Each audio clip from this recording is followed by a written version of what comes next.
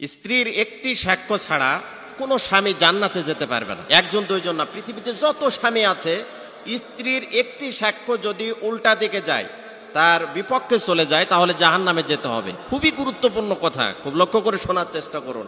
একই সঙ্গে 20 বছর, 30 বছর, 50 বছর, 70-80 বছর একসঙ্গে সংসার করলেন, এরপরে হজ করেছেন, 5 ওয়াক্ত নামাজ পড়েন, প্রথম কাতারের মুসল্লি, দান সদকার কোনো সমস্যা নাই, আপনি সব সময়ের জন্য জিকির আজকার তসবিহ তাকাল করছেন, আমলের কোনো নিজেকে মনে করছেন যে প্রথম জান্নাতি কাতারের এক কাতারে আমি থাকব। কিন্তু আপনি এটা কখনো খেয়াল করেছেন যে আপনার স্ত্রী যদি একটি কথা আপনার বিরুদ্ধে বলে, তাহলে কিন্তু আপনাকে জাহান্নামে যেতে হবে।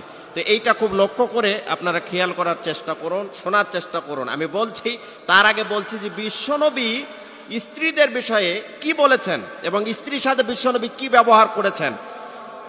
দিনের নবী বিশ্বনবী স্ত্রীরা যখন রান্না বান্না করতেন, বিশ্বনবী তাদের সাথে কিন্তু সহযোগিতায় লেগে যেতেন। বাহির থেকে দিনের কাজ করে আসার পরে দেখা গেল রান্না হয় নাই, আমাদের মতো রাগান্বিত হন নাই, আমাদের মতো স্ত্রীদেরকে অশ্লীল ভাষায় গালিগালাজ করেন নাই, বরঞ্চ স্ত্রীর সঙ্গে কাজে সহযোগিতা করেছেন, হেল্প করেছেন। অথচ আমরা দেখা যায় বাসায় আসার পরে, কাজ করে আসার পরে, বিজনেস করে আসার পরে, বাহির থেকে আসার পরে যদি রান্না বান্না না হয়, আমাদের খিটখিটা মেজাজ, উগ্র মেজাজ, অশ্লীল ভাষায় কিন্তু আমরা স্ত্রীদেরকে কথাবার্তা বলি এবং প্রহার করি। অনেক স্ত্রীকে অনেক স্বামী পিটাতে থাকে। এইটা করবেন না, এটা বিশ্বনবীর আদর্শ নয়। এমন কোন সাহাবী নবী ছিল না যারা স্ত্রীদেরকে পিটিয়েছেন, স্ত্রীদেরকে কটু কথা বলেছেন, অশ্লীল ভাষায় কথা বলেছেন। আজকে তো আমাদের মুখে রাগ যখন মাথায় চলে আসে, আমাদের যা ইচ্ছা তাই আমরা স্ত্রীদেরকে বলি, এবং অনেক সময় দেখা যায় যে আমরা স্ত্রীর যে মর্যাদা সেটা দিতেই চাই না, বরঞ্চ কাজের লোকের মতো তাদের সাথে ব্যবহার করি। এটা করবেন না, কোনো সময় এটা করা ঠিক না।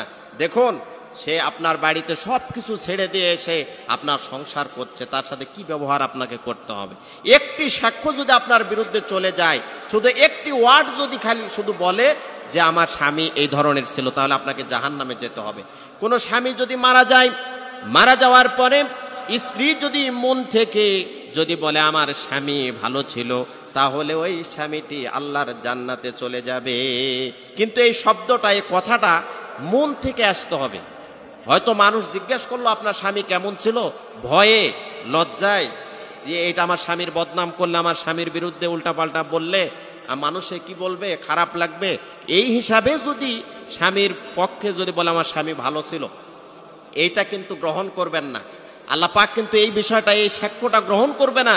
কথাটা আসতে হবে মন থেকে, দিল থেকে, অন্তর থেকে। তাহলে আপনার 30 বছর, 50 বছর, 70, 100 বছর আপনার স্ত্রীর সাথে আপনার সংসার করলেন, দাম্পত্য জীবনে আপনি স্ত্রীর সাথে কখনোই এমন আচার ব্যবহার করবেন না, এমনভাবে আপনি স্ত্রীকে টর্চারিং করবেন না, এমন অশ্লীল ভাষায় বলবেন না যে এই ক্ষত কখনো শুকাবে না, ক্ষত বিক্ষত দেল অন্তরটা কখনো আপনার পক্ষে সাক্ষ্যই আসবে না অন্তর থেকে। এই ধরনের কাজ কখনো করবেন না। সার্বক্ষণিকই দুনিয়াটা হচ্ছে ক্ষণস্থায়ী জায়গা। মারা যাওয়ার পরে যেন স্ত্রীর সাথে এমন ব্যবহার করবেন। আজকে সবাই বলে স্বামীর পায়ের নিচে স্ত্রীর বেহেশত, এই প্রশংসা, এই ওয়াজ প্রায় আলেম ওলামারা করে, কিন্তু স্ত্রী যতক্ষণ পর্যন্ত বলবে না যে আমার স্বামী ভালো ছিল। কখন বলবে? আপনি যখন সত্য সত্য আপনার স্বামী স্ত্রীকে ভালোবাসবেন, আপনার স্ত্রীকে মহব্বত করবেন, আপনার স্ত্রীকে কেয়ার করবেন, তৎক্ষণিক আপনি মারা যাওয়ার পরে আপনার স্ত্রী কিন্তু আপনার পক্ষে সাক্ষ্য দেবে। অধিকাংশ স্বামী স্ত্রীরা আগে মারা যায়। এই জন্য এই সাক্ষ্যটা সমস্ত স্বামীর জন্য, প্রত্যেকটা স্বামীর জন্য খুবই জরুরি।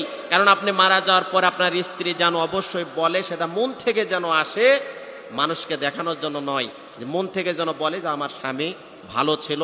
এবং অন্তর থেকেই যদি আপনি ভালোবেসে থাকেন, তাহলে কিন্তু আপনার জন্য দিল, মন কাঁদবে এবং চোখের পানি আসবে আপনার জন্য।